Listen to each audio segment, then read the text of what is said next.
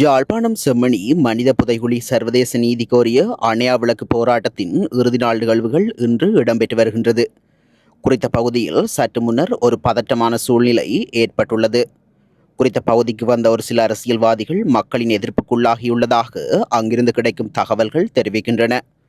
எனினும் போராட்டத்துக்கு ஆதரவு வழங்க அனைவருக்கும் உரிமை உண்டெனவும் அரசியல் விவகாரங்களை இந்த நீதி கோரிய போராட்டத்திற்குள் உள்ளிழுக்க வேண்டாம் எனவும் ஏற்பாட்டுக்குழுவினால் கோரப்பட்டுள்ளது. மேலும் இன்று காலை 10:10 மணிக்கு செம்மணி வளைவருகே அகவணக்கம் மலரஞ்சலி செலுத்தப்பட்டு தொடர்ந்து நண்பகல் மனித புதைகுழி கண்டறியப்பட்ட சிந்துபாத்தி மயானத்திலிருந்து போராட்டம் தற்போது ஆரம்பமாகியுள்ளது. அங்கிருந்து செம்மணி வீதி வழியாக மனித சங்கிலி முறைமையில் ஐநா வதிவிட பிரதிநிதியின் பணிமனை வரையில் போராட்டம் இடம்பெறும்.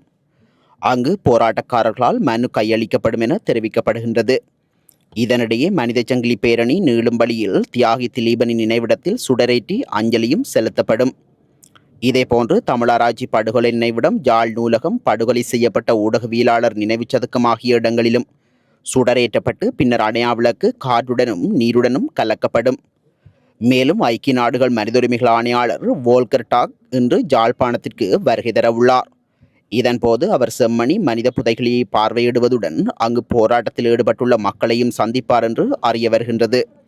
ஐநா மனித உரிமைகள் ஆணையாளர் வோல்கர் டர்க் 4 நாட்கள் பயணமாக இலங்கைக்கு தற்போது வருகை தந்துள்ளார். நேற்றைய தினம் கொழும்பில் பல்வேறு தரப்பினரையும் சந்தித்து கலந்துரையாடிய அவர் இன்று பிற்பகல் யாழ்ப்பாணம் வருகின்றார் என தெரிய வருகின்றது. தரை வழியாக யாழ்ப்பாணத்திற்கு வருகை தரும் அவர் யாழ் செம்மணி சிந்துபாத்தி இந்து மயானத்தில் கண்டறியப்பட்ட மனித புதைகுழியை பார்வையிடுவார் என தெரிவிக்கப்படுகின்றது. அத்துடன் போராட்டக்காரர்களையும் அவர் சந்தித்து பேசுவார் என்று தெரிய வருகின்றது. இதன் பின்னர் வடக்கு மாகாண ஆளுநர் மற்றும் வடக்கின் 5 மாவட்டங்களின் அரசு அதிபர்களையும் ஆளுநர் செயலகத்தில் அவர் சந்தித்து பேச உள்ளார். தெரிவு செய்யப்பட்ட பொது அமைப்புகளின் பிரதிநிதிகளையும் அவர் சந்தித்து பேச உள்ளார் என தெரிய வருகின்றது. தமிழர் தாயகத்தின் பல பரப்புகளிலிருந்தும் வருகை தந்துள்ள மக்களினால் குறித்த செம்மணி பகுதியில் தடை நிலைமை ஏற்பட்டுள்ளமையும் குறிப்பிடத்தக்கது.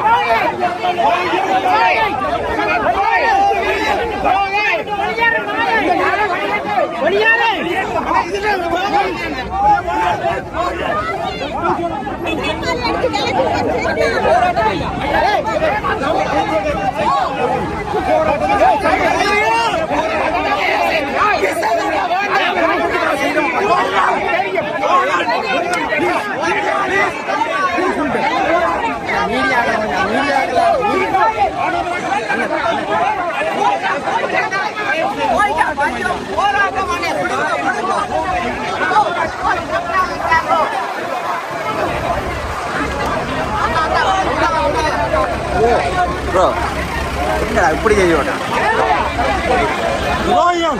துராய் கூட்டம்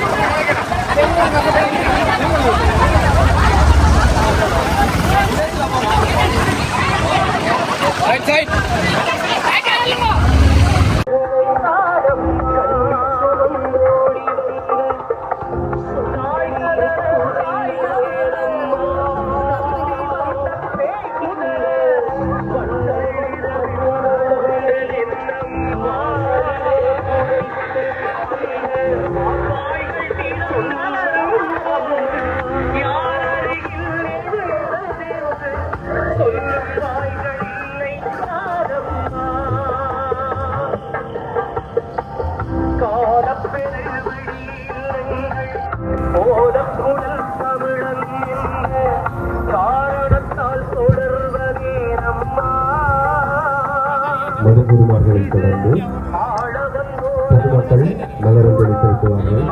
அதனைத் தொடர்ந்து அனைவரும் தேர்ந்தெடுக்கப்பட்ட அமைதியாக அமைந்து இந்த அமைதிவழி போராட்டத்திற்காக அந்த ஆதரவுகளை வழங்கிக் கொண்டு மக்களுக்கு அன்புடன் கேட்கிறோம்.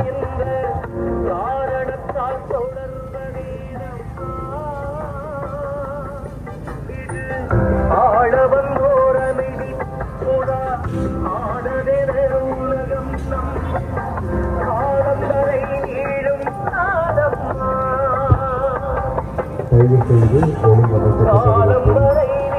உதவியாளர்களுக்கான பகுதிகளில் உதவியாளர்களும் பொதுமக்களுக்கான பாதையில் பொதுமக்களும் அந்த அஞ்சலி செலுத்துமாறு அன்புடன் நடைபெறும்.